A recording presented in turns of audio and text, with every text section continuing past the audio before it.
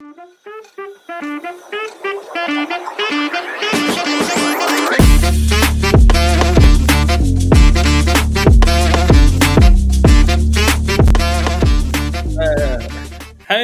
we are back at it again. This is Fourth and Fantasy. I'm Honcho, but y'all already knew that. And this is my guy. Siriaco in these streets, y'all may call me Rocco.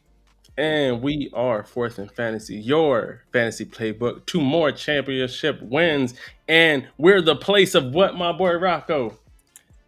We are a fantasy football podcast for Dynasty Sickos by Dynasty Sickos. But come on in.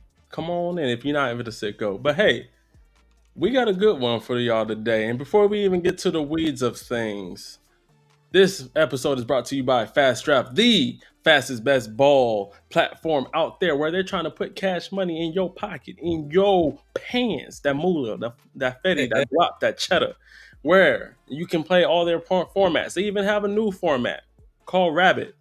And you can use our promo codes, if you will, fourth, and Fast Draft will double your first deposit up to $50. I repeat, fourth, and they will give you up to $50 in your pocket, money, all that. Use them promo codes. I'm trying to give you money, and if you don't want the money, use the promo code anyway. I'll take the moolah from you. How about that? I like it. Now, Rocco, before we get into what we're talking about today, and actually, I will go ahead and talk about what we're talking about, because I think if you haven't read from the title of the episode, these are guys, 8 players. I will give you 4. My guy Rocco will give you 4. These are players that are not touching our fantasy teams ever again. Now, you might have caught a few episodes before where we were talking about our hater ball. Shout out to everyone who has viewed that one, doing wonderful. And where we were talking about players that potentially could regress, right? This is different. These are guys that by no means we want on our teams at all. And before we get into that, Rocco, a question for you, G, because I don't think people understand how hard it is sometimes to get in front of this camera, spit your thoughts out, and then post it for the whole internet to view and judge, if you will. What is something you do before hopping on the pod to take the edge off? Drugs. Perfect answer. No, I'm just bullshitting with y'all. If I did that, I would be like on this probably going derp, derp, derp, derp, derp, derp. Kind of like I was on my boy Nerd Boys podcast, but that was completely uninebriated.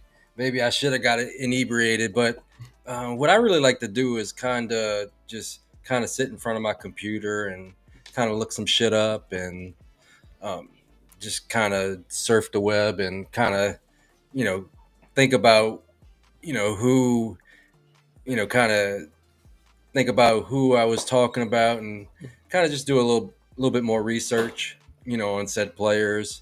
But it's just kind of relaxing to me to kind of get in front of my computer screen and just kind of sit here.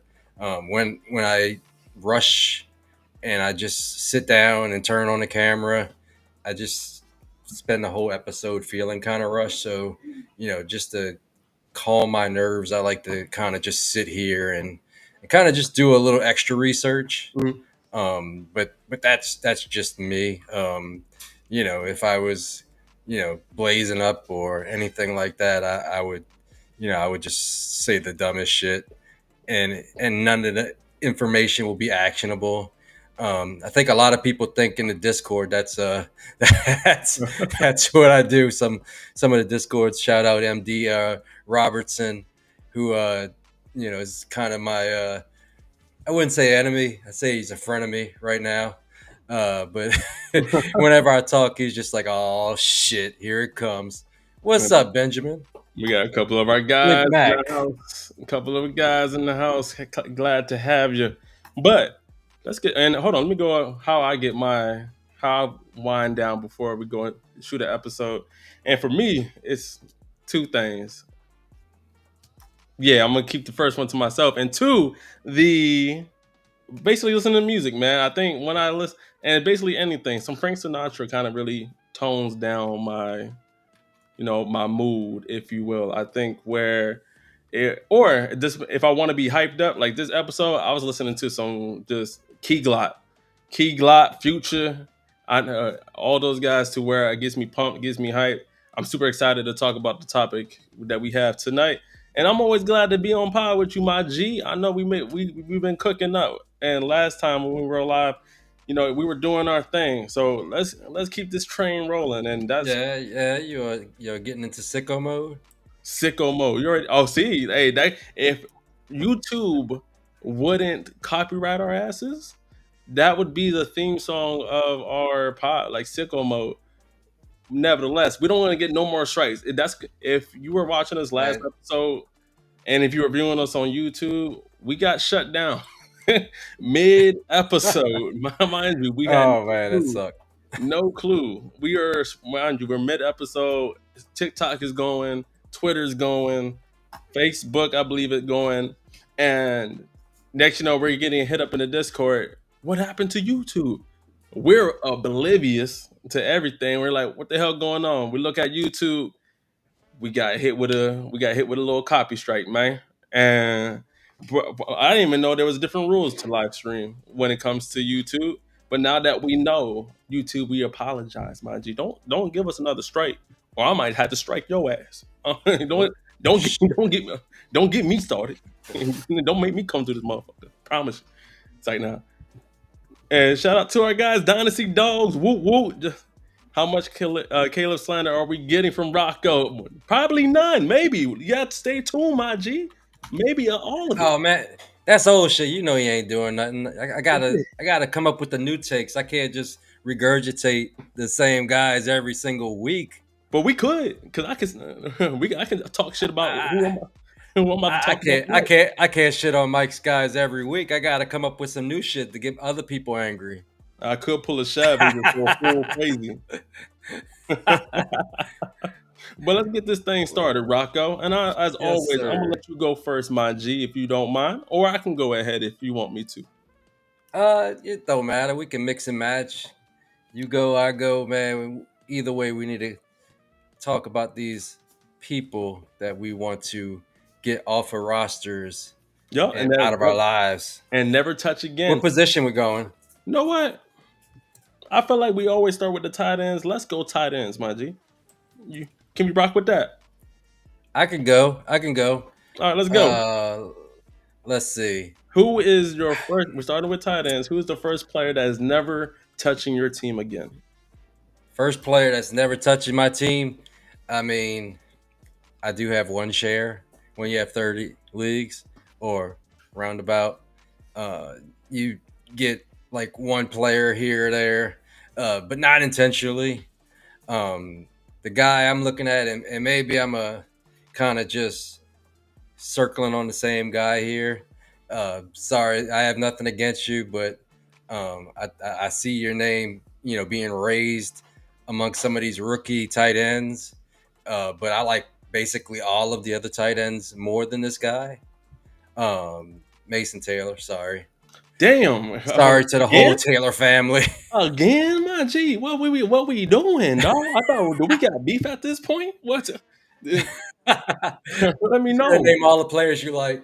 I feel like there's been enough fantasy beef this today and this weekend. Do I have to make a diss track for you? Don't let me get you out there. Don't let me get in the stew. all all right, Huncho Noseball. Yeah, don't let me get in the stew. Let me But see. Let me just show you this right here. This is basically I've done this before, but I'll do it again. Um, I see you, Dynasty Dog. Yeah, I took that shit off. I can't take any chances. I don't know if I could even have this hat on right now. But Mason Taylor, man, um if you look at his profile, I mean, it's not great. He's got a 58 percentile 40-yard dash, 66 percentile speed score, 48 percentile agility score. And if you look at his numbers that he had in college, 29th percentile college dominator. That means he wasn't getting very involved at all. 10 yards per reception, which is 16th percentile. And he doesn't even have a breakout age because he never broke out. And you look at his closest comparable player. Oh, man, just the most Don't do that. I like milk Dalton Schultz. toast player in the league. Now The he is. most easily replaceable player in the league. True. Man, y'all couldn't wait to get him off of True. y'all couldn't wait to get him out of town. But you know, I just don't see it. I mean, he's got some draft cap. He's got some potential opportunity, but I could see a much more athletic guy like a Stone Smart, sneaking into that room. Fuck Stone A Smart. guy with experience, But and much more athleticism. So I could either see somebody else sneaking into that room, or just the whole operation going kaput with the lack of options there. And counting on a rookie tight end with no athleticism, no production, it's kind of scary. For me, I would draft basically all of the rookie tight ends ahead of him, except for maybe a Gunnar Helm. that was gonna be my next Uh, question to you, Rocco. So in rookie drafts, you because typically where you have to pick up Mason Taylor, depending on if it's tight end premium, it probably was either at the early second or early to mid, even sometimes late. So somewhere in that second round, Mason Taylor was going. You're telling, and you wasn't picking Mason Taylor. You like other guys in that range. I share a team with our guy Max, and he talked me into that one share, and that's the share I got on a co-owned team. I mean, I'm taking Elijah Arojo. I I passed on him a few times, but I have more. I have more Elijah Arojo than I have of Mason Taylor. But I'm just smashing Fannin. I'm smashing Terrence Ferguson. No, In that portion of the draft, I'm taking like a Jack Besh. I'm taking a Bashar Tootin. Just give me any of those guys. If a Higgins slide, if a Trey Harris slides, I mean, I'm seeing this guy go in the mid-second round in a lot of drafts, and I mean, I can't invest that much in my draft capital in that weak of an argument, so I'm out. see, Sorry, the Taylor family. This is nothing against you. It's about where you're being drafted, and it's about the rest of the class. Sorry. I like me some Mason Taylor, so I always got to fight you against that man. I And saw your highlight. The yeah, dude was yeah. falling down on catches. Hey, listen, No wonder he had a 10 yards per reception, because he's falling down every time before he's even contacted. ain't gonna lie. When I was looking over a few of his film, I did notice that like he stumbles over his feet sometimes, almost like he had two left feet. He still is a good player, and you can't tell me he's not stepping into a situation to where there's no immediate competition in that tight end room. He has the draft capital. He has a quarterback who I very much believe in. If you don't believe in I'm not saying you particularly, but the viewer, the audience, if you're not big into Justin Fields this year, I can totally understand why someone wouldn't be really into Mason Taylor. Nevertheless, I'm on that boy. Pause. But I am a Mason Taylor fan.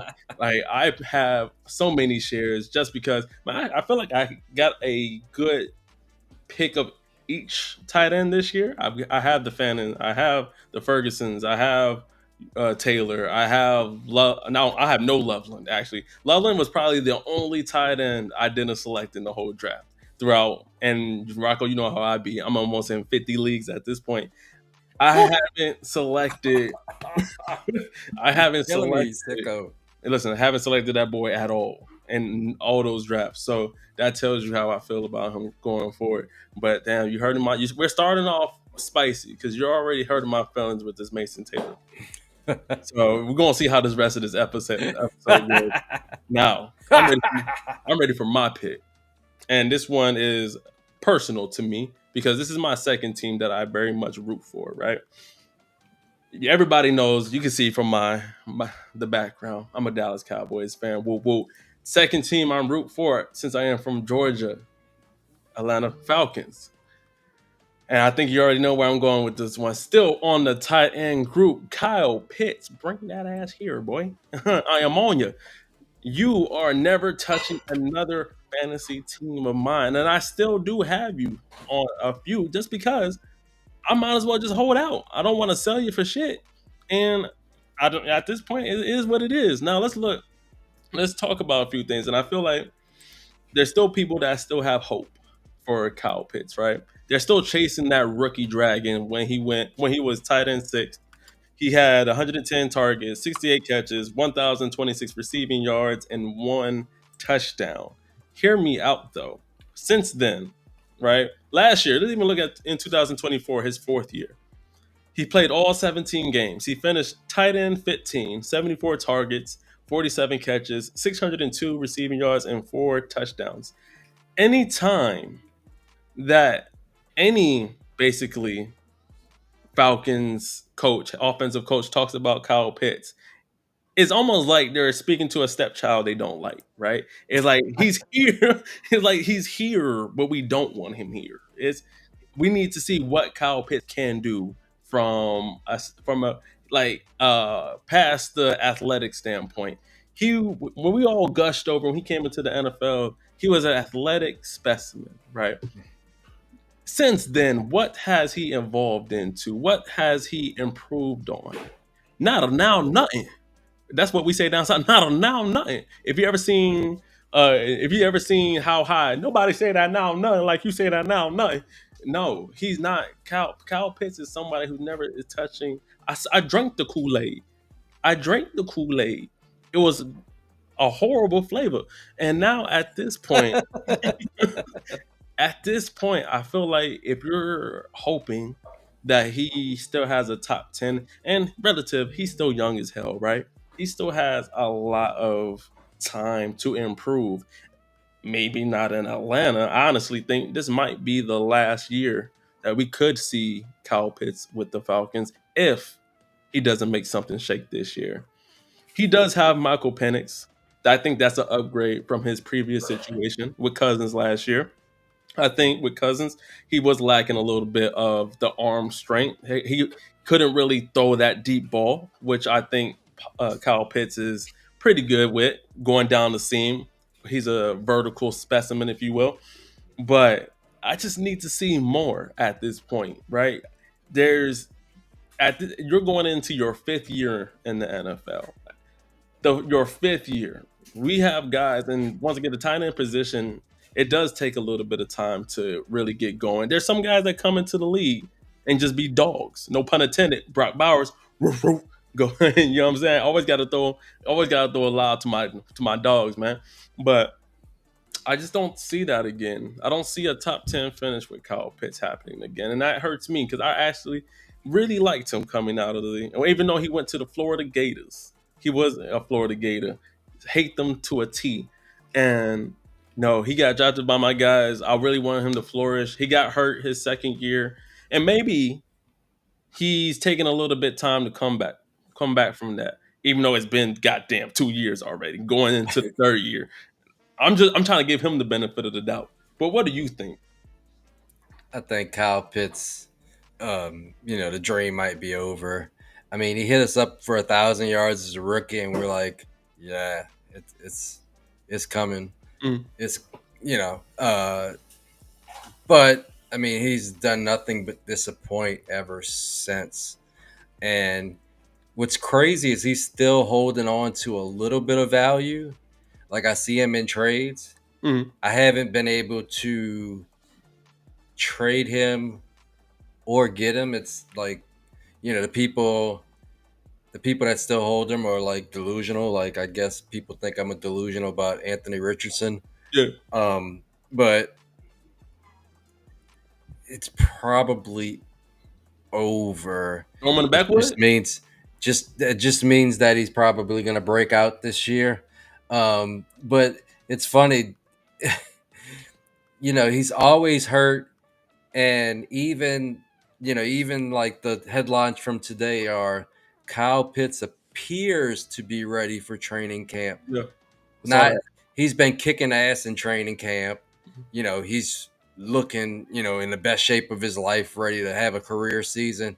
He looks like he could be, maybe, I don't know. He could be ready. He could be ready to fucking take a Dude, shit on your right, dynasty teams is what he right, could do. I right. mean, would you ever feel comfortable starting him the way he's played for the last 2 years, 3 years? Not No, confidently. No. all he's doing is burning a hole in your roster, and you're just waiting for him to have one, two, God forbid, three good games in a row, 3 out of 4 good games, Mhm. and we just haven't seen it. It's that offense is basically going to move by Drake London, and then more by Drake London, then more by Bijan,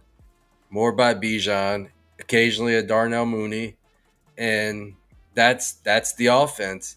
And we may see Kyle Pitts here and there, but that's not a startable option at this point. I mean,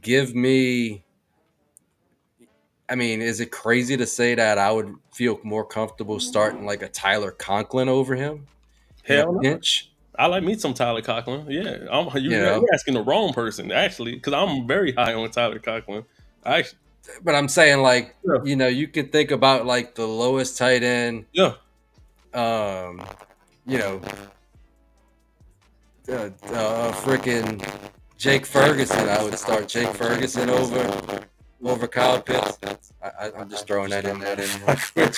But no, I mean, like, there's depth that can still Hey, Rock, I will say be. your audio is going away. Oh shit! You go ahead. I'll see if I can Oh yeah, you come out good? and out. Well, no, back to my rant of Kyle Pitts, because I'm not done.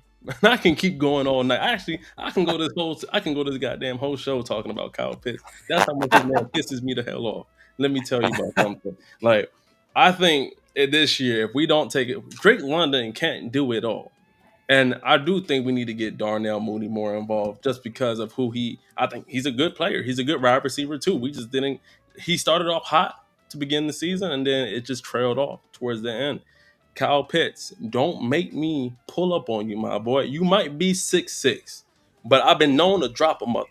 Let me, I'll jump and knock your ass out. Stop playing with me, G. Please show out, because next now we gotta, first off, I gotta slap the hell out of Atlanta Falcons because we drafted you over Jamar Chase. I'm ready to crash out right now over that. We drafted Kyle Pitts over Jamar Chase.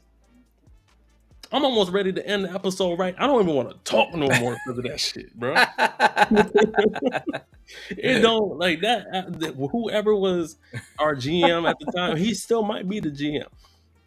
I will personally, the next time I'm in the area, my boy, don't let me catch you outside because it's going to be mano a mano. I'm gonna drop your ass. I promise you. And that's my end rant. Drop my. I'm tired of talking about Kyle Pitts at this point. About to piss me off already. You gonna catch him outside? How about that? I'm telling you, bro. Catch me outside. Now, let's move to our next position. Let's go with them quarterbacks, baby. What them quarterbacks talking about? What is the quarterback not touching your team again?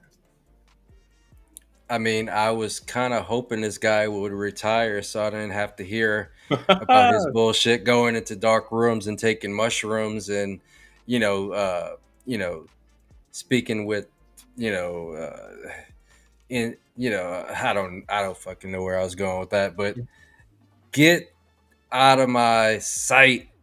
I was gonna go real spicy and go with Patrick Mahomes, but I do have some Patrick Mahomes, so I hope he can rehabilitate his image and he doesn't deliver another.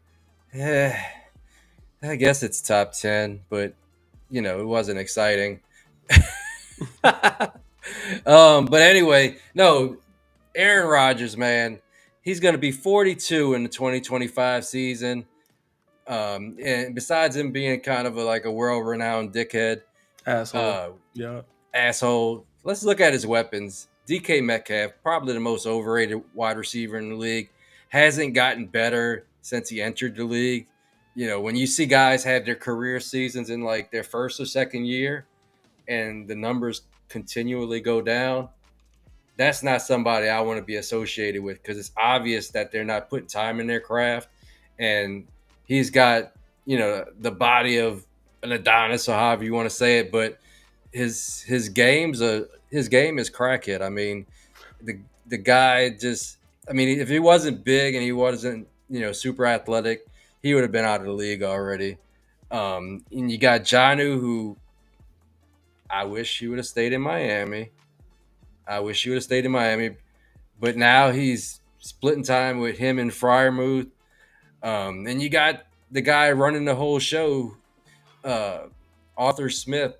And that's going to be interesting, honestly, to see who is actually running that offense Fuck Arthur Smith. because, you know, I feel like it's going to be, you know, a lot of head knocking between those two. You got uh, Aaron Rodgers trying to run whatever he's running, um, and you got Arthur Smith trying to run his offense. I feel like, you know, in years past, you know, the offensive coordinators have kind of just let him do his thing and let him kind of ad lib. Fuck Arthur Smith. Thank you.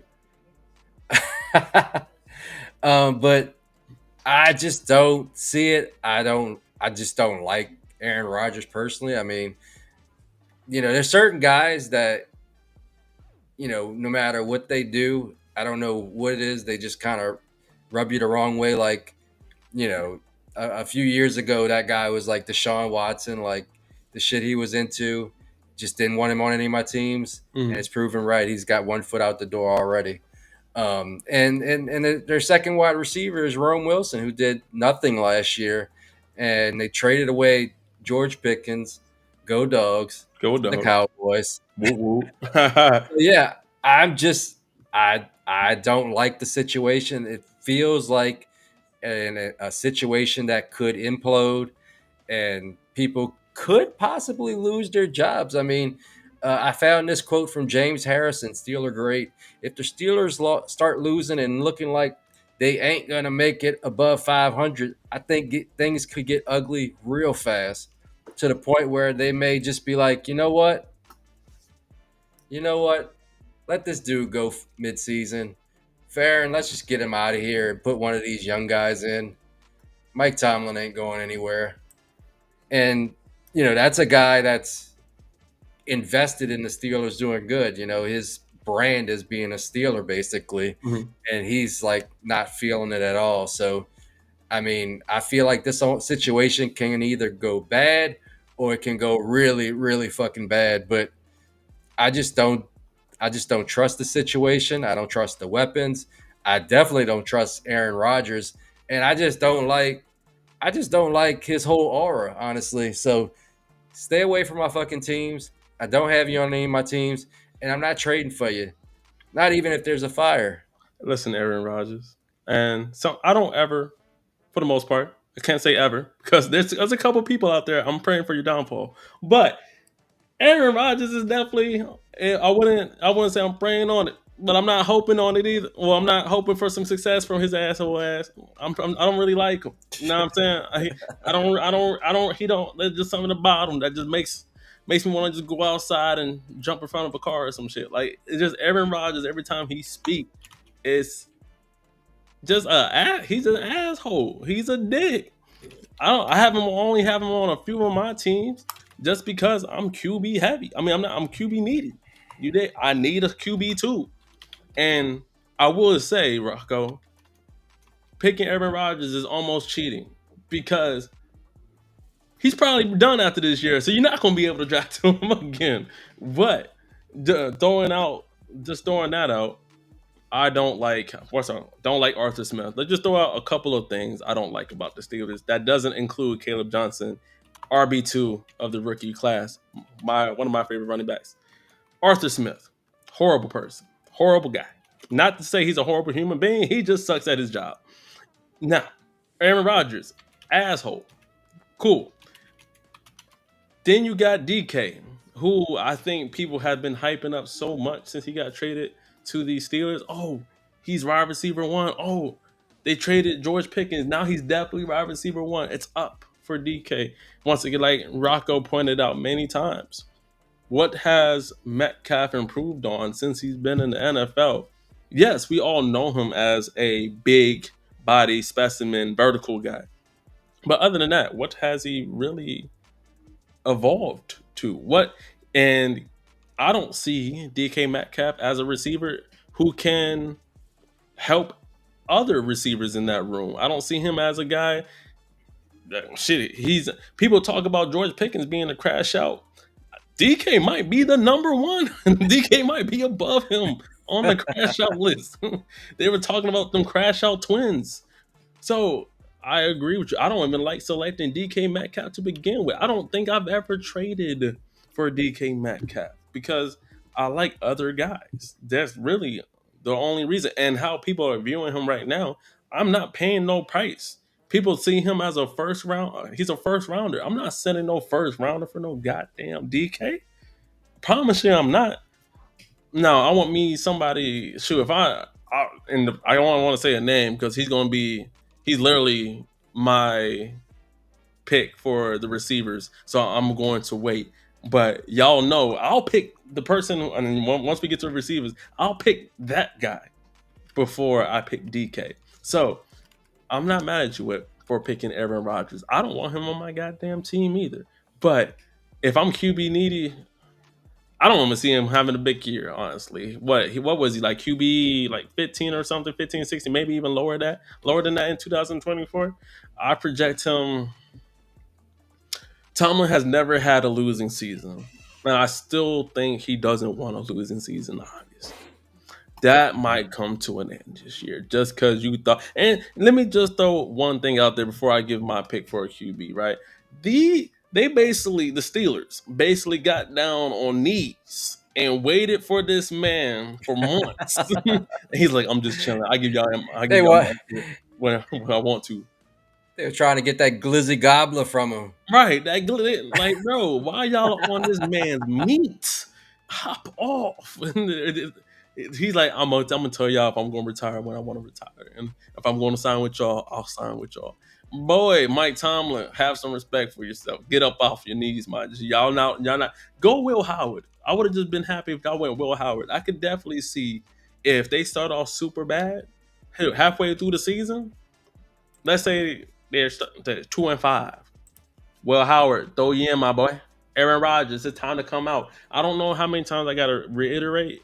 Garrett Wilson was about to ask for a fucking trade from the New York Jets if Aaron Rodgers came back.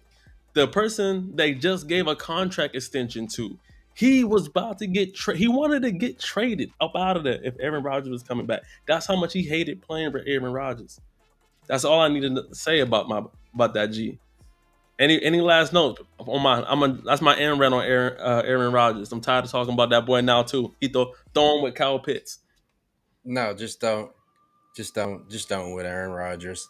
I know you feel like it's a really cheap QB too, but just don't, just don't. It'll be better for your fantasy team's morale for him not to be there.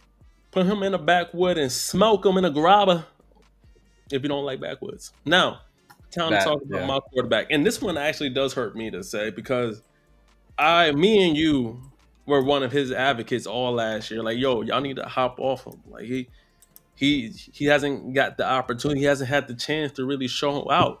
But then a couple of things happened. He said some stupid shit in the interview.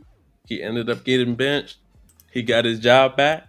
And if that already gives you the pre-clues to who I'm about to bring up, Mr. Anthony Richardson will never touch another team of mine again. And once again, I was I was an advocate for you, my guy. I can't do it. You can't stay healthy, and you can't fucking throw accurate. What? Those are two things I can't quit with a quarterback. You about young as hell and you can run the ball, but you can't throw the goddamn ball, my boy. Let's look at a few things, Rocco. 2024, he played 11 games. Once again, can't stay healthy. Oh, and also he got benched too. So let's just throw that out there. He finished as QB 25. He threw 8 passing touchdowns, threw 12 interceptions, 1,814 passing yards, 86 rushes, 499 rushing yards, and 6 touchdowns. Those rushing stats aren't enough for that bullshit right there. I'm out. I'm done. You can't stay healthy and you can't throw above 55%. What the hell are we doing? 2023, you only played 4 games. You were QB 40. 40. Not even in the top 25. 40 And what? And what? for QBs in 2023. QBR? He only played 4 games. Just for rankings, he was QB 40 because he only threw 577 passing yards, 3 touchdowns, 1 interception, to go along with 4 touchdowns. Anthony, once again, I need y'all to know who I am, and I feel like now that I'm thinking about it, that's 2 Florida Gators on my list. So it could just be fuck Florida. Hear me out. Once again, go Dogs. Anthony Richardson came. He needed so much development, and sometimes I'm kind of thinking it's not all the way Anthony Richardson's fault, just because the way that the Colts went about it, taking him in, taking him out, taking him out, taking him in. Yes, should he have not said some of that? He should have said, "Oh, I got tired," or "I needed a breather." Yeah, brother, you probably shouldn't have said that. And shit, you should have been just shut the hell up. Actually, and sometimes it's okay to laugh. All right, but with Anthony Richardson, and there's a few people. I actually sold him early in the offseason for a first round pick. And the day, actually, I'm trying to remember the exact day they came out a report where he messed up his shoulder again. Somebody, the day before, because I was actually thinking about trading. This is how much I still believed in Anthony Richardson at the time. I was going to send a 2026 first, just a straight up for Anthony Richardson. Then the report came out that he injured his shoulder, and Daniel Jones is now QB1 in Indianapolis. I declined that motherfucker so quick. Let me tell you. He said, do you still want to do this trade? I don't. I sure don't. Actually, you're doing drugs. If you think I was going to accept that. Anthony, hear me and hear me well, my G. I really want for your success. I'm hoping for a speedy recovery for you, my G. And I'm trying not to grind you up and throw you in this backwood and smoke your ass. But you keep putting me in these situations. You keep putting me in this position to where I gotta keep defending you. And I'm out. I'm out, man. It's time. You're not touching another fantasy team of mine at this point because I just don't believe anymore. The QB, there's only so many times you could use the word potential with a prospect until Kyle Pitts. People keep talking about, well, the potential is there. He could be tight. He could jump back into that tight end one. He could do that. Man, I don't give. Does Anthony Richardson has the potential to be one of those, especially in fantasy, where it's relevant to be your dual threat, where we really love those guys, especially if in a league that's only 4 point passing, and those dual threat guys have a little bit more value than they typically would in a 6 point passing, right? Anthony, speedy recovery once again. I'm just out on you. I know, and that hurts me to say because we was rooting for you. Rocco, what do you have to say about that, my G? Man, I still got hope. Oh hell no, dog. He said I still got hope. But somebody get this boy Rocco, man. Somebody I, get st- I still got hope. How old is Anthony Richardson? He's 20, what, 22, 23? 25. Oh, 25, he's 22, 23? He's Something not like that. 25. He's Yeah. 22. So, Yeah. so yeah, I mean, it's gone pretty bad. Let's consider how bad it's gone. He has wash hands. Who's that? As yourself? Was that? Oh yeah, it doesn't show the emoji, but yes, he's washing his hands with Anthony Richardson. Yeah, yeah. I mean, we've been over this, but and I'm a little stubborn, so I can, once I've dug in, I can, it can ride it till the wheels fall off with some of my takes. But if you kind of look at it, I mean, he doesn't have the starts. That's the issue, and the injuries are concerning. But like I said in the Discord, um, injuries are a problem till they're not. Frank Gore, famously had, an ACL in college, and then had an ACL, his first year in the pros, and everybody was out. And after that, all he did was become an Iron Man for the rest of his career. And I think he may be the guy that played the longest in the NFL. Just goes to show you, Keenan Allen for the beginning of his career, he was a guy that couldn't stay healthy, and then he gave you many years in a row where he was basically healthy. So, I don't necessarily put as much stock into the injury stuff because these guys are working out injuries. Guys are injured all the time, and they're working through it, slowly. And it kind of sucks that he's already banged up, and if he doesn't play this year, then I may have to capitulate and get out. But I'm holding on to my stocks. They're just going to sit right there, at the bottom of my roster, maybe on taxi, maybe on IR. But I'm stubbornly holding on because what he is he's the most athletic quarterback of all time. What he has done, no matter how you want to spin this, and that's not, a world beating team in Indianapolis. They're not great by any measure, but that team has gone 8-7 in his starts. So even with his terrible completion percentage that he had in 2024, that team was still winning games when he was the quarterback. And you can't tell me that's because they had, the best defense in the league. No, it's not because they didn't have the best team. They're very middling defense, if that. So what he does, which is, provide a floor of an elite running game. Mm-hmm. What he does is provide a floor of an elite running game. And I'd love to see what a full season of him and Jonathan Taylor looks like, because I think if you unleash both of those guys at the same time, you may have a 10-plus win team, and you're probably leading the league in rushing. Yeah, Konami code, exactly. I'm tired of no. And no, stop it. I'm tired. Stop it. I got more. You keep going. His number one receiver played with a broken back last year, and if you look at the tape, you can watch Michael Pittman not get open. You can watch him drop passes. I mean, that guy's a warrior, and he was out there, but he was not playing well. He probably should have sat his ass down, warrior and all, and let somebody else step in, because that kind of helped break the offense a little bit.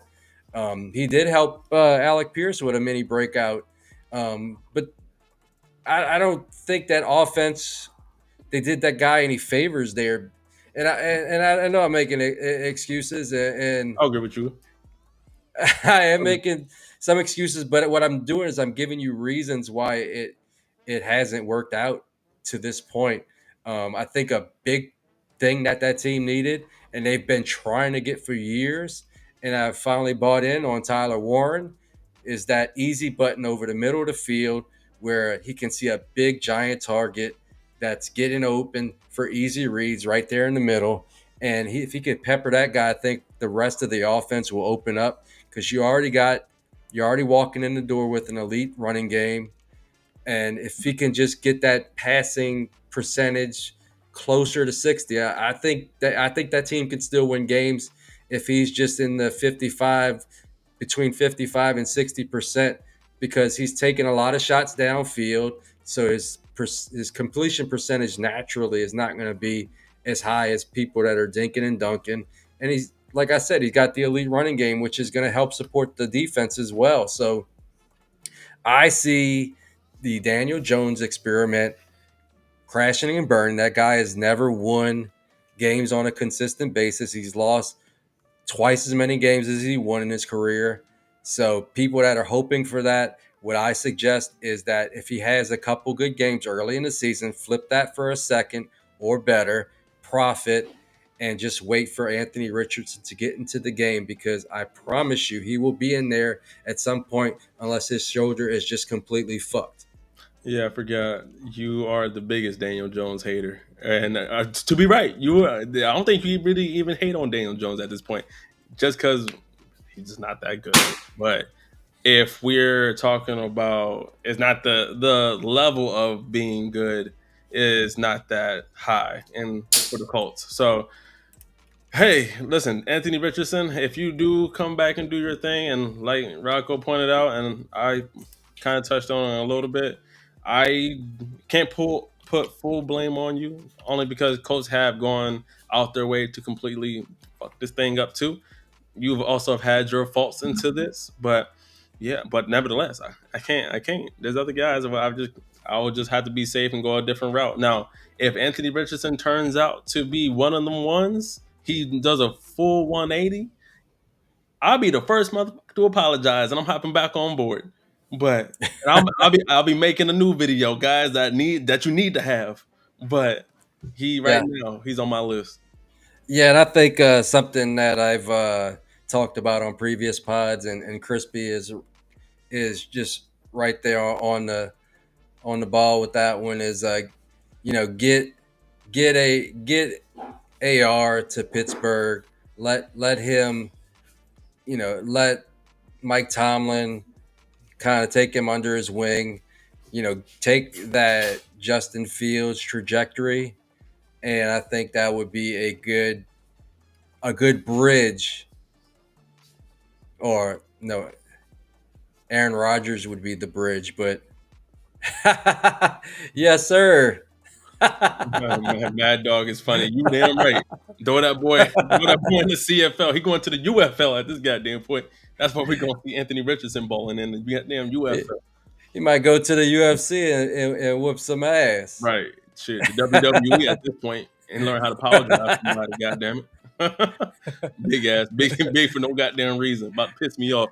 Let's Uh, but I'm um an AR apologist. Sorry, guys. we are at 47 minutes, and honestly, I didn't even feel like this stream has been that long, but it's been flowing. Absolutely having so much fun at this. Before we go into our next two and last positions of the pod, once again, thank you to everybody that's currently watching us, tapped in with us, vibing with us. Me and my boy Rocco, we very much appreciate you, and we're just going to keep it coming. More lives to come. Now, remember, it's also a good halfway point to say this episode is brought to you by Fast Draft, the fastest best ball platform out there, where you can get cash, moolah, confetti, cheddar, all that, any really adjective for money, if you really think about it, in your pocket, playing multiple formats using our promo codes at the bottom, fourth and fourth. They will double your first deposit up to $50. I repeat, fourth, and get you some money, man. And if you don't want no money, that's okay. Well, it's not okay, actually. Go get your ass some money.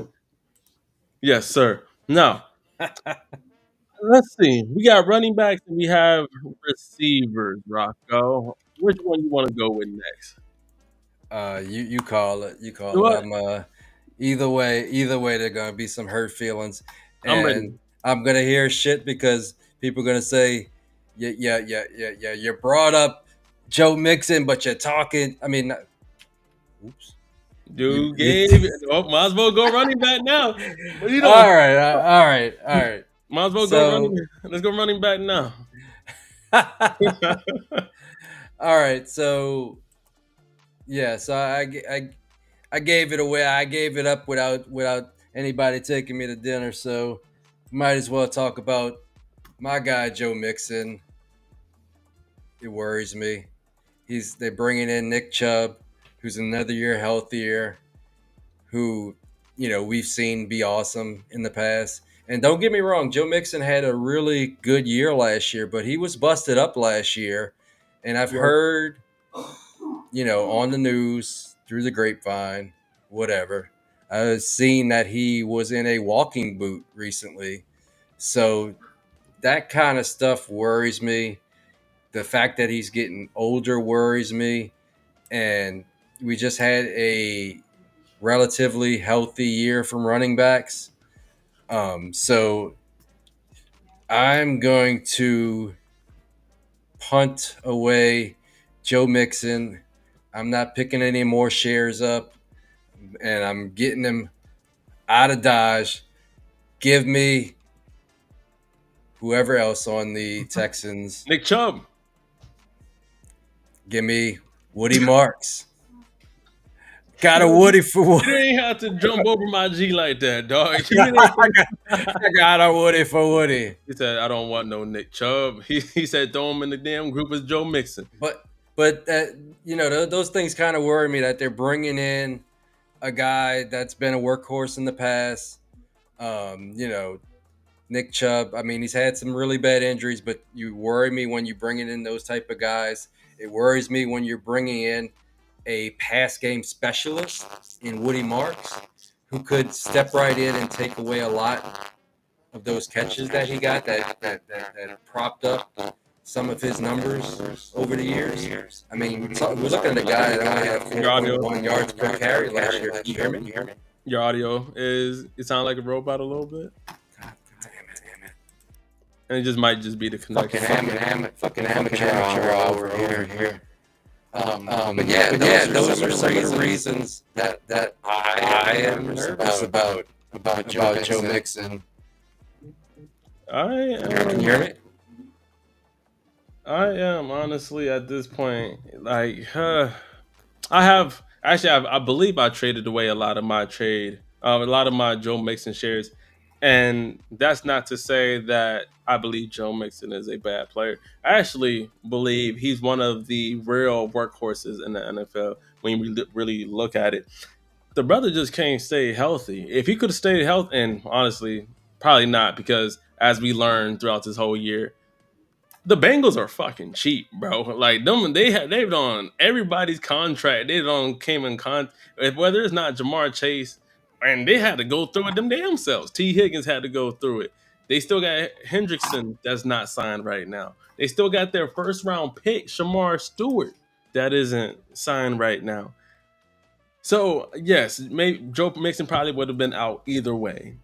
Then he goes to the Houston Texans, who I thought he would be able to continue his RB1 role, his workhorse role, but he just ain't. When we seen him healthy last year, he was doing his thing. He was tearing it up in an offense that didn't look sexy last year. They had their troubles, but there was a few times where they were able to run that ball and it looked good. Now, you pointed out they brought in Nick Chubb, and I still believe in Nick Chubb. Once again, go Dogs. I'm never going to be the one out. He was one of my favorite running backs during his time. And with the Cleveland Browns, I'm never going to be the one to count Nick Chubb out just because of who he is, just because of the work ethic, and I know how much he puts into the game, right? With Joe Mixon, I feel like this is his last shot at as a RB1, right? If he goes to another team, I think it would be at the point of it being running back by committee. I don't think he'll be ever again the workhorse because his body just at the point is just seems like it's banged up, breaking apart. He is a bigger guy, so you would hope he'd be able to take a little bit of pounding, but it's not looking good. But I feel a few things that I would put into his favor for this year. They have upgraded or revamped. I can't say upgraded because we still got to see how that overall group does. But they have revamped the wide receiver core. They got rid of their offensive coordinator, who a lot of people put a good number of the blame on because it seemed like his scheme got very stagnant and dry, and people was able to figure it out. CJ Stroud even took a regressed a bit last year. So shoot, the offensive line was a little bit doo doo caca poo poo. You feel me? So it's there's a few things that I could say are in Joe Mixon's favor, kind of, but him being in a walking boot, not sexy. One, a lot of people don't. I very much believe this. training camp is a very big important part in the off season, right? I don't care for a little bit if you miss, depending on who you are, if you have rookie mini camps, if you have OTAs. Um, I don't really care if you miss rookie mini camp. I don't really care if you miss OTAs like that. For the most part, up until it ain't, a lot of those is voluntary. You don't really have to be there. Training camp, though, those when the pads come on. That's when you really get to see the whole schematic view of how teams are going to want to either, be how to run their offense or run their defense. What has me scared is I'm not sure if Joe Mixon is going to be ready for training camp, and maybe they already know what they have in Joe Mixon and be like, it's not that big of a deal. But with having new guys on the offensive line, and you kind of just you want to be able to gel. You want to be able to get a good feel of who those front guys are as a running back. And honestly, don't let I'm throwing Nick Chubb's work ethic out there, right? He he can't afford for Nick Chubb to really get going.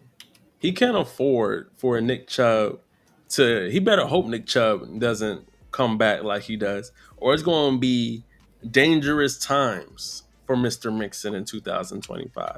I'm not even selecting him, so this is actually a good pick from you, Rocco, because Yeah, he is somebody I don't really like. But go ahead. yeah, and I'll just do a special addendum because this is the other guy I was looking at. I won't spend too much time on him. Mhm. The other guy that I want no part of, and I have 0 shares, and I didn't like him. Well, I liked him at the beginning of the process, but then I started looking at some of his tape, and then he landed in a situation I wasn't in love with because he has, 2 other quality backs there, Mhm. in what seems to be a most likely will be a shit offense because we don't know who the quarterback is there. Um, it's Quinshawn Judkins, adding into the fact of his legal issues and me being a girl dad. I mean, it's innocent till proven guilty. I will say that. But I mean, when you're kind of getting yourself into these type of situations, it makes me not want to support that guy and have him on my team. It makes you wonder, like if like this happened to like Justin Jefferson, like we're not gonna all cut Justin Jefferson and sell him for pennies on the dollars tomorrow. Like not saying Justin Jefferson would ever do anything like that, but just like giving an example of a more elite player. Mhm.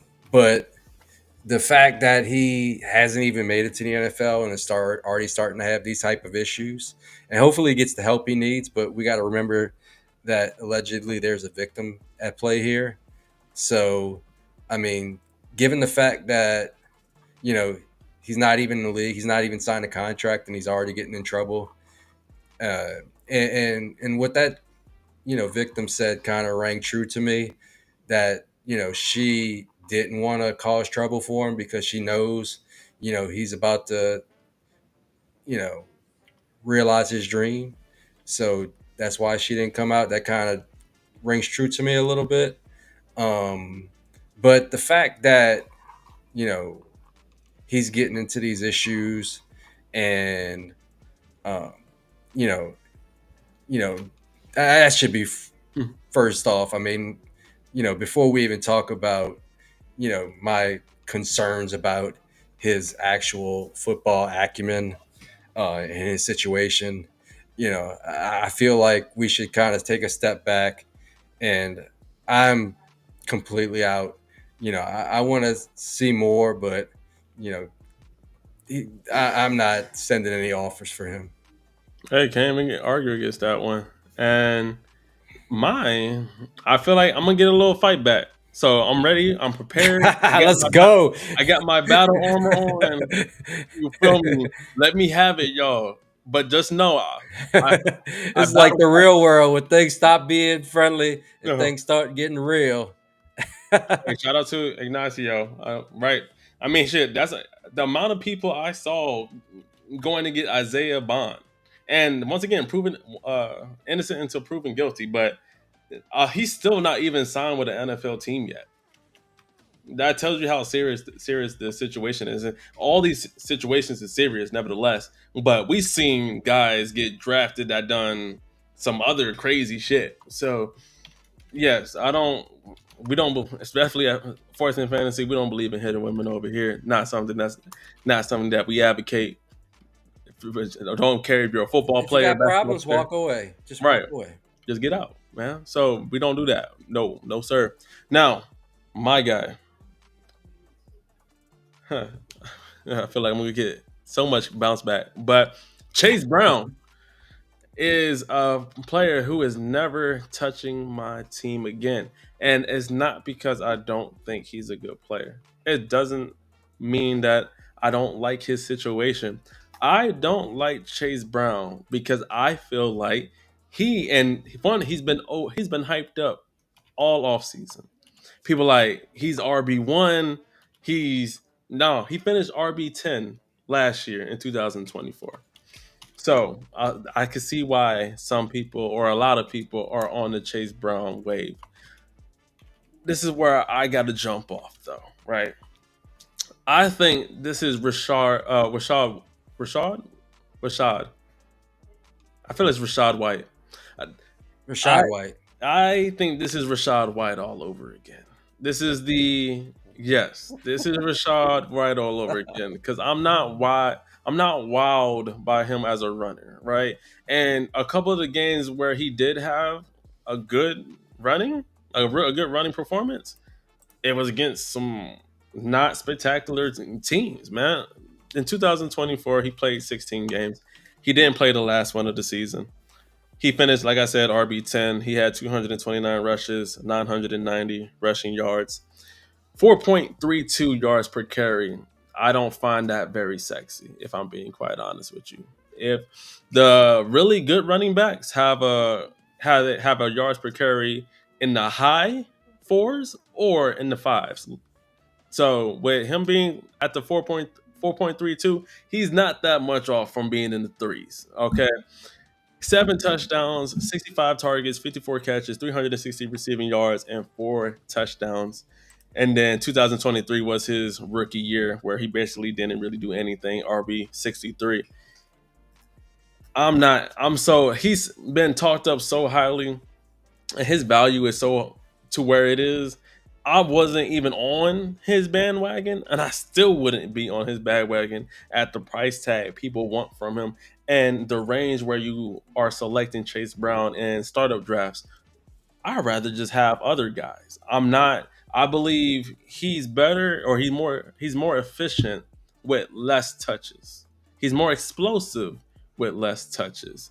There was here, just Rocco. I believe, and if I remember correctly, because I was looking earlier today, there was 7 games he was under 4 yards per carry.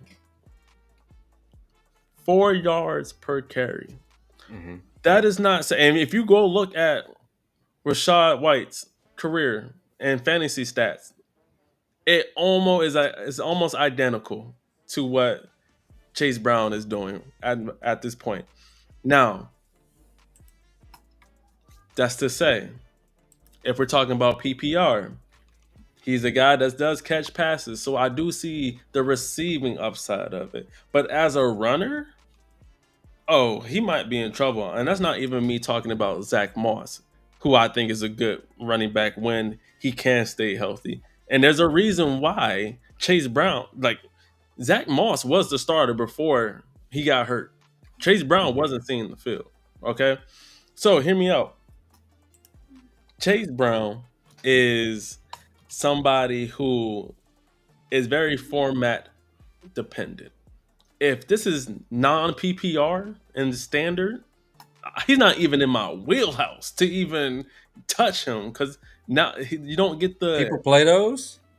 some shit. Yeah, unfortunately, and Crispy, our boy Crispy, he is a Chase Brown truther. And shit, if he goes around JT and Kenneth Walker, I'd rather have Kenneth Mm-hmm. Walker over Chase Brown. And I know he gets hurt too, but like we say all the time, you're injured until you're not. And currently, right now, Kenneth Walker is a little bit injured. to say the least. To say the least, but That's because his big nuts. He's always hurting his obliques. he big honcho, man. He's another honcho out there, dog. Running around with them truck nuts, just swinging, and there goes his oblique, and he's got a groin issue. So I rather honestly, I take Kenneth Walker, and Oh, did he? I would even take as just a pure rushing, like rushing rise. I'm taking Jonathan Taylor over Chase Brown. Now, Chase Brown, I believe, as a receiver, is a little bit better than Jonathan Taylor. Kenneth Mhm. Walker, I think they might be on. I think Kenneth Walker is a very underrated receiver. People don't give him the chops that he does. If he stays healthy this year, imagine you might as well imagine Kenneth Walker getting like 60 targets this year, honestly. So that's why I'm out on Chase Brown. I'm not saying he's a bad player, but how people are projecting him to be and hyping up to be the new RB1 is not that, man. And when I'm right, y'all not going to hear the end of this shit. I promise you. I'm one of those. I'm going to hype this motherfucker up. But if I'm wrong, I want the same energy. Let me know because I don't care if I'm right or wrong in this space. I just like to have my takes, and I stand 10 toes on. But how do you feel about me talking about Chase Brown right now? Am I crazy for not being on the Chase Brown hill? Man, we had a big discussion in the Discord the other day about Chase Brown versus Kenneth Walker, and I see Crispy is on my side on this. That it's crazy that Brown is going around JT and Kenneth Walker, but he just makes me a little nervous, honestly, because as our guy Angelo pointed out, his yards per carry go down significantly with the more touches he gets. Um, so that's an issue for me. I feel like and stop me if I'm wrong. I feel like he's a bit of an upright runner. I don't think he's forcing a lot of missed forced tackles, and I'm just kind of looking for that right here.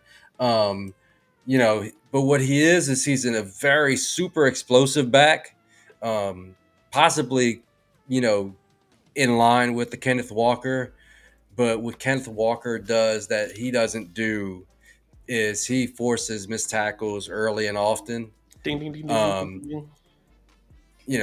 I mean, to me, Kenneth Walker is just such a league winner if he puts it all together.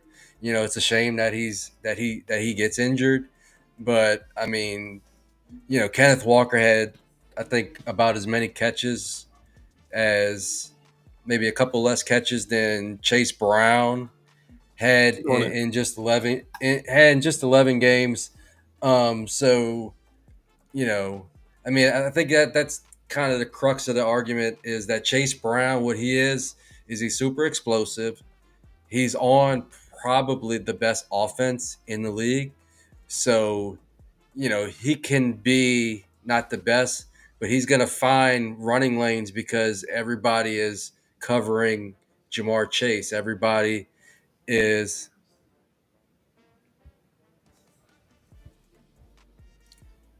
everybody is looking to cover Jamar Chase. Everybody is looking to cover T. Higgins. So, he's afforded runways because at best he is the third option, in that entire offense. So, you know, I mean, I feel like if you put Kenneth Walker on that offense, he may be the best running back in the entire league, but we can't switch those things. He's on Seattle, so the crux of the argument is Chase Brown is on a better offense. He's just as explosive, Everybody's and go-to, so though. far, That's everybody's can you go. hear me? He's on. He no. That's everybody's go to though. Everybody's saying he's on an explosive offense. He's in the one of the better situations. I don't give a damn if he is. He's not that guy. But I could be wrong, man. Let me know. Uh, You get Rocco? All right.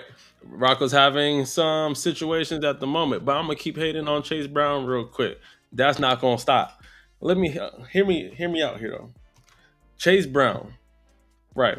If I had him as my RB2, I'm not tripping. RB2 is cool. RB1, RB1, Uno, no, yeah, smoking crack rock, and not the good kind. So at the end of the day, There's a good kind. not the good kind. So I'm gonna say,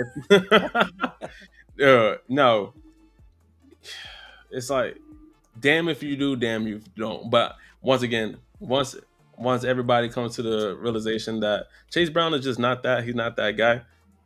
I'll be, once again, I'll take my victory lap, and he'll probably finish. If I'm projecting, I can see him, shit, RB10 maybe again, like RB10 through RB15. That's where I would have, Chase Brown at, and that's once again might drop. Hate me, hate my choice if you want to. I know he has some real truthers out there. I'm not one of them. Fuck that man. Throw him in a grabber and smoke Yeah, him. I'm a No. I'm a I'm a value drafter, so where he's going, I'm not in on those prices.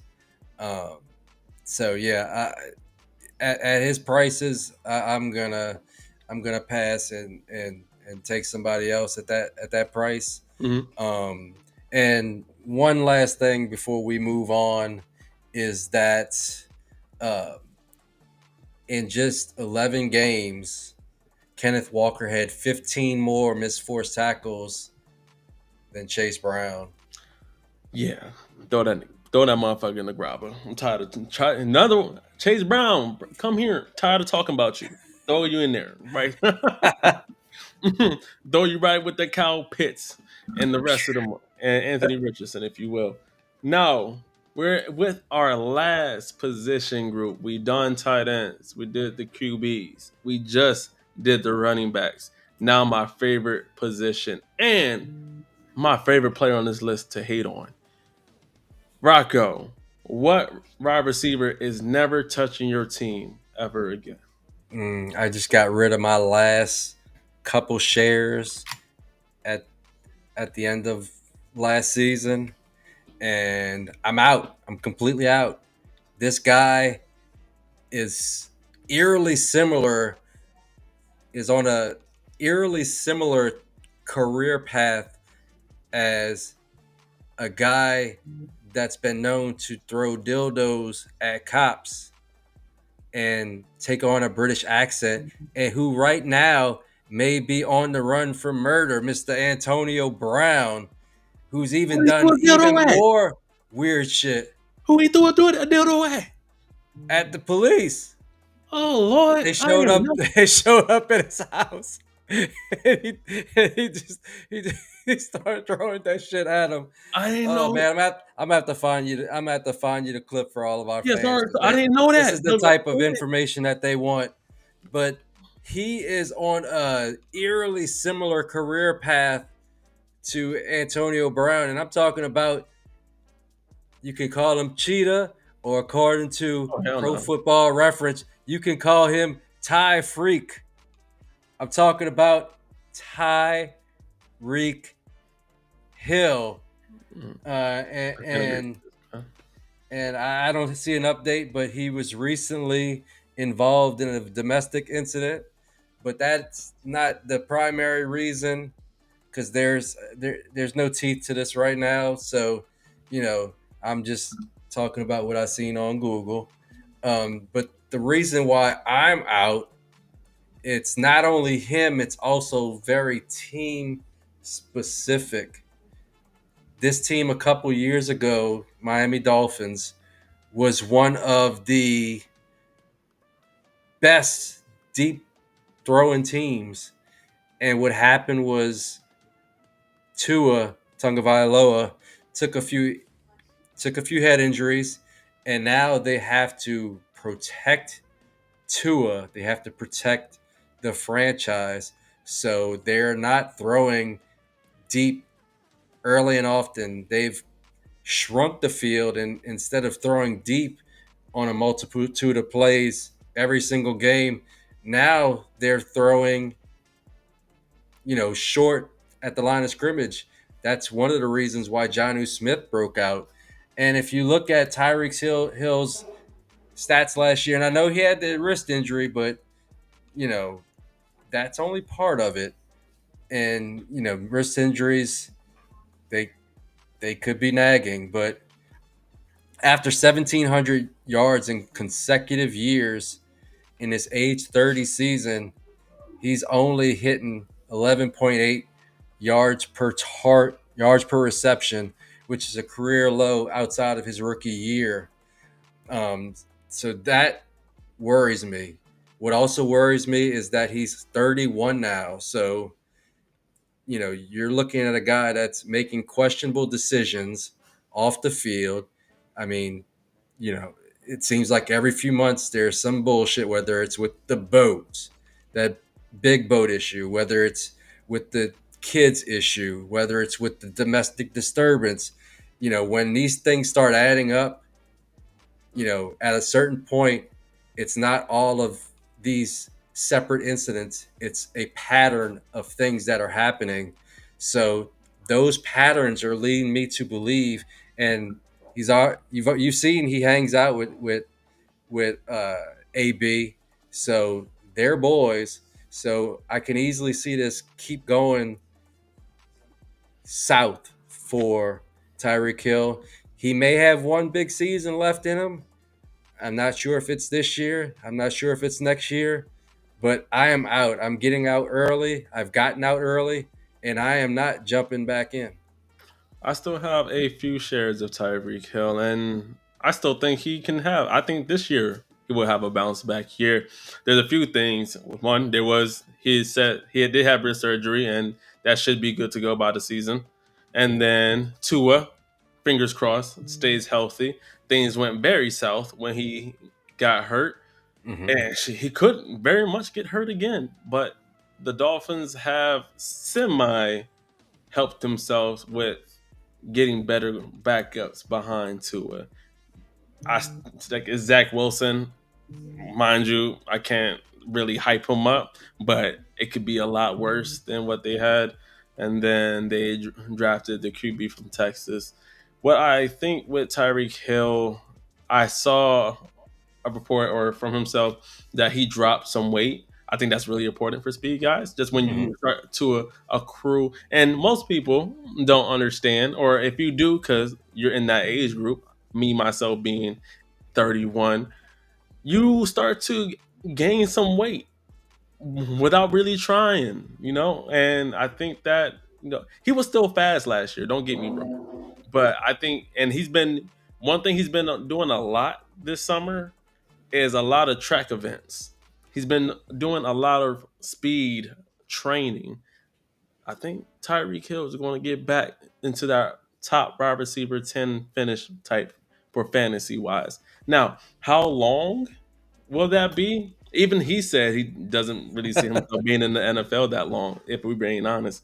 But he wants to win. Now, were there a little bit too many things like when he asked to be traded? I think he asked to be traded towards like the end of the one of the few last games that they had last year.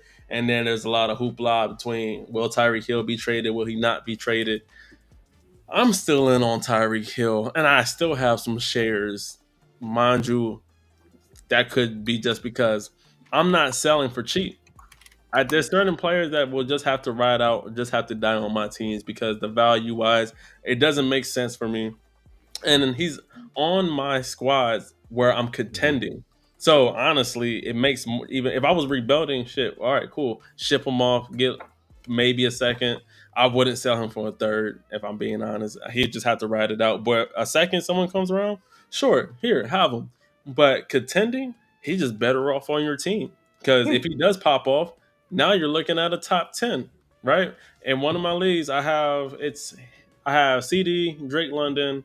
This is my $75 league with our boy Crispy. I have CD Drake London. I have Tyreek Hill, Chris Godwin, I used to have Jameson Williams. Traded him last year in a very pinch. Kind of upset about it now, but I think Tyreek Hill still has some play in him. I still think he can give you a top 10 wide receiver finish. Maybe one or two in the wheelhouse. We will have to see.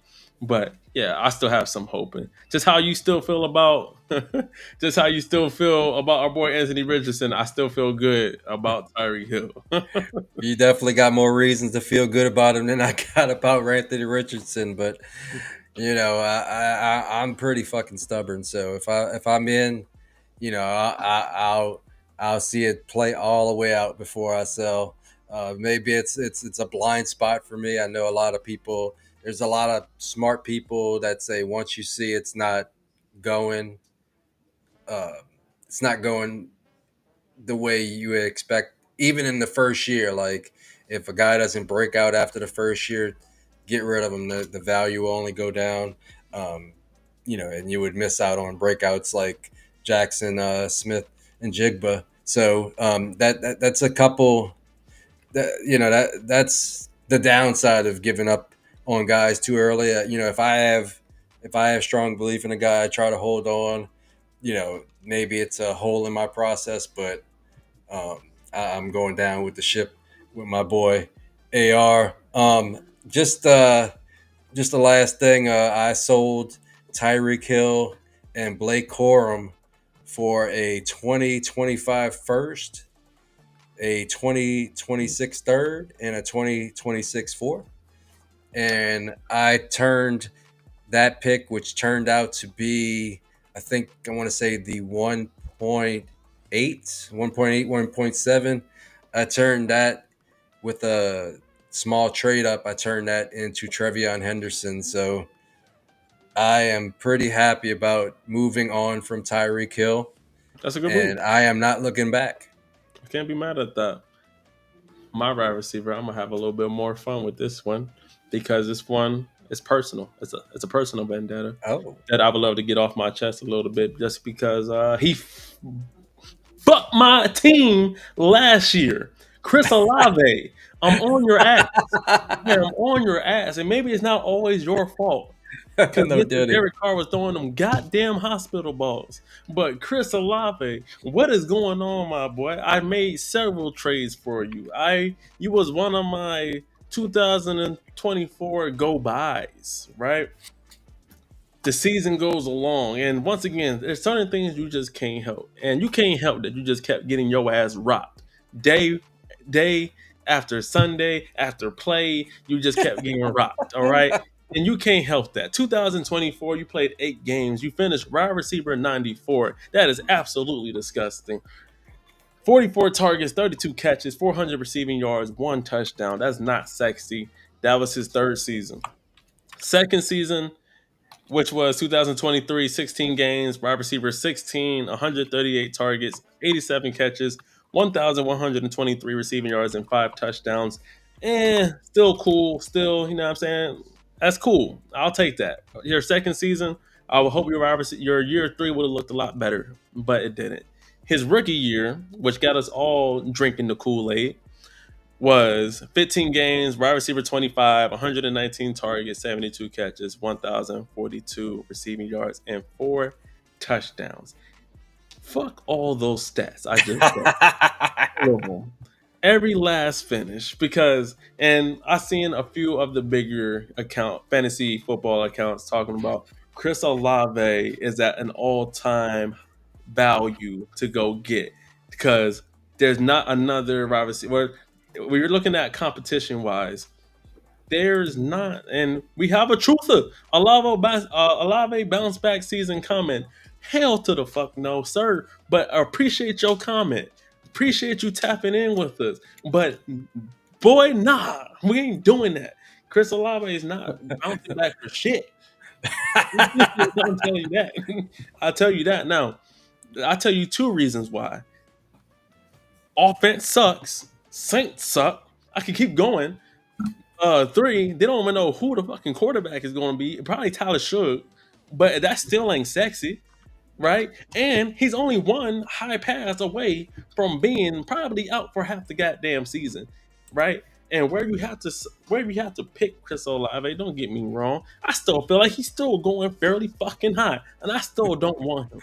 Right? He is young. People like to go on a promise. People like to go on potential. People like to be like, all right, he's a great route runner. He's this and he's that. Don't get me wrong. He's fast. He's one of the better route runners. Cool. And I'm still saying, fuck Chris Olave because he screwed me last year, man. I ain't touching that boy whatsoever. Just like Tua. I almost threw Tua on my goddamn list before Anthony Richardson, just on the fact of Tua screwed me last year just with the damn concessions. Chris Olave is the goddamn same, sir. Ignacio, I feel you. Ride for your guys. I've been trying to, and you've been saying, I've been trying to sell Olave and nobody's buying either. I wonder why. You about to have me tweaking out. I wonder why nobody wants Chris Olave. I wouldn't want that motherfucker either. You see how I'm spazzing? God damn it. Got me going off the rails. Chris Olave is a no-go for me, dog. Is a big no-go for me. I haven't touched him. Pause, no Diddy. No baby oil. But look, I haven't drafted Chris Olave at all, bro. You hear me? Like I hate ever since the whole debacle last year, and I've done maybe 5 to 6, could maybe even say 7 drafts this offseason. Chris Olave never came across my mind to go pick up. He hasn't came across my mind to go trade for. Because you know what? You know what someone's going to ask? I'm trying to get it first. Sir, go to hell. That's why I want you to go to. And you know what? That's what That man has a family. Yeah, no. I'm not sending you a goddamn first. In my fact, I don't even want to trade with you no more because I see that you might not be one of the smartest people out there, right? Because you're still looking to get a first. I would gladly send you a second, but it wouldn't make nobody. It wouldn't make sense. That doesn't sound sexy for the person who owns Chris Olave to send him away for a second, right? But you're not getting nothing more, nothing. You know what I'm saying? Nothing more out of me. Shit, not even a second or a third. You better be happy with the second I send you. And if you say, nah, I'm good, promise you I'm never bet. Hold that. Because the next time he gets knocked the fuck out and you try to trade him, I'm gonna send you a message, a DM on Sleep, and I'm gonna laugh at your ass and say, ha ha. How about that third though? I'm not playing with no Chris Olave. I'm almost not touching. I could have really said any offensive player on the Saints offense, except for Alvin Kamara, because I feel like he's just a PPR cheat code, but no matter what the situation is. But that's my end rant on Chris Olave. I think I wanted to end the show on Chris Olave on a good crash out. And I feel even better getting that off my chest. How you feel about me talking about your boy Rocco? Man, what's funny is for years, for the first few years, I was completely out because his price was dangerously close to like a Garrett Wilson. I guess because they went to the same school. And, he was just a little bit too expensive. And I found myself, well, that's a kind of a personal thing with me. A lot of times, having played fantasy for so long with a bunch of locals, I just naturally avoid people on the home team because those guys always go early. So a lot of times I do the same in my dynasty leagues, unless the value is there, which the value for me the last couple years was Rashid Shaheed, who I still believe in big time. Mm-hmm. And I still kind of think maybe, just maybe, if he comes back healthy, he could emerge as the top option there. Keeping my fingers crossed because I got a lot of Rashid Shaheed. But, what's happened because of Derek Carr's hospital balls and throwing him into brain injuries and my poor guy having brain liquid spilling out of his ears because of Derek fucking Carr. Fuck you, Derek Carr. Just to let you know, I hope you're not enjoying retirement because fuck you. Fuck you. Chris Olave, don't make me crash out on. Don't even. Why are we still even talking about this asshole? But anyway, Chris Olave has kind of circled back in to land on a startup team, because I just loved the value where I picked him, and he was the last guy in that room that can be still be a number one wide receiver. Because if you look at it, without the emotion, the guy had 1,000 yards in back-to-back seasons to start his career, and then Derek Carr threw him into like maybe 3 concussions last year. So fuck that guy again, Derek Carr. I hope you're having a bad day. But there is still hope for Chris Olave. He can be a post-hype breakout in 2025, because we don't know anything about this offense. Tyler Shuck can come out just throwing the ball all over the field, and Chris Olave could be a big recipient of him coming out and playing good. A lot of people believe in Tyler Shuck. I don't necessarily do, but a lot of people do. So if he comes out and is even serviceable, it could be up for Chris Olave. It could be up for Rashid Shaheed. Um, I don't necessarily think the team is going to be great, but if they suck, hey, that's more throwing opportunities for whoever's back there trying to play catch up. So it could happen in several ways. The team could be slightly better than we think they do. They think they will be, because the team finally has that dark cloud of a quarterback out of the locker room. So they may just play really, really hard for Tyler Shuck or your guy Spencer Rattler, whoever it may be. Yeah. There is opportunity for that person, because basically they got 1 year to show out. Because if they don't show out, we know that Nussmeier is going to be the quarterback in 2026. It's written in stone that that's going to happen. So the only thing that that team can do, that those quarterbacks can do, is play well enough to make the team reconsider, or not to get a good enough draft pick to get, that guy that everybody is tied the strings to, because an offensive coach is Nussmeier's father. So a lot of people are connecting those dots. But if one of these quarterbacks comes out and plays well enough, and they get a good enough record to where they can't pick him, it's going to be up for Chris Olave. It's going to be big up for Rashid Shaheed. And those guys could definitely be values. But I have my one share of Chris Olave. I don't have a lot of hope for it. He is my wide receiver on 3 on that team. Mm-hmm. But there is a path for him to be really good in 2025. And I would like to see it, because that would mean that the Saints put an entertaining product on the field in 2025. So before, I get the reality check that they suck really, really bad, I'm going to have a little hope. And just like that, that is our episode for today. 8 players that will never touch our teams ever again. We did. And just to go over a summary of my guys that I picked: quarterback, Anthony Richardson; running back, Chase Brown; wide receiver, Chris Olave; and tight end, Kyle Pitts. How to think about that? Because I forgot my mini crash out. I think I had like 2 or 3 crash outs today. I'm feeling good. I'm feeling good. And Rocco, who were your guy? Who were your 4 players that are not touching your Oh team? man, Aaron Rodgers, Mason Taylor. And I do apologize to the Taylor family. He is probably the coolest dude out of the people I picked. I just have a hard time picking tight end, because for me, it's a value proposition, and I like a lot of them depending on where they're picked. So it's nothing against him personally. So Aaron Rodgers, Mason Taylor, Quinshon Judkins, get your shit together. Joe Mixon, issues, and Tyreek Hill. And just a special note at the end: fuck you too, Jerry Judy. Just gotta get that little side diss in there. And sorry, and shout out to everybody who has joined us this live It was great. It was amazing. Thank you to all who chimed in with us, tapped in with us. Thank you to everybody who continues to lock in with us.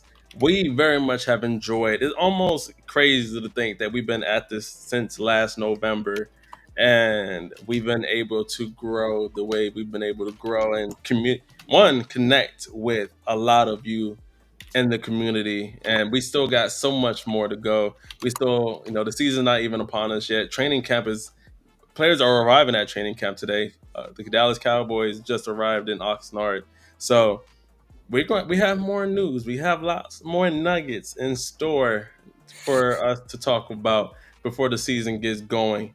And then there's a few more trades that might be potentially out there for you to get going. Probably not the guys that we listed today, because once again, they're never joining one of my teams.